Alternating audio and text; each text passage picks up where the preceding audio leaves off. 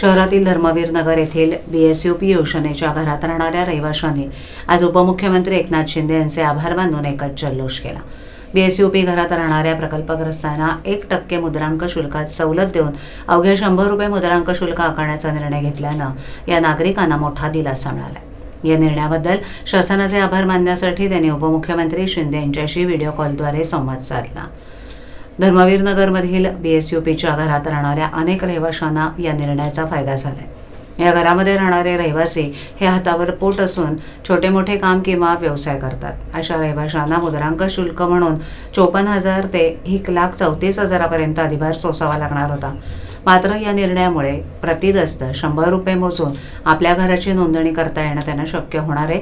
त्यामुळे या निर्णयाचा थेट लाभ या घरात राहणाऱ्या सर्वसामान्य माणसाला होणार आहे।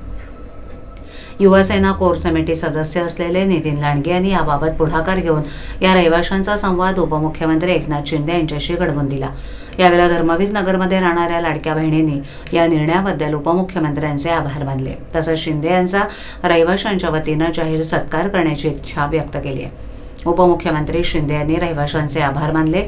तसंच या वाचलेल्या पैशांचा योग्य विनियोग करावा अशी अपेक्षा या महिला भगिनींकडून व्यक्त केली।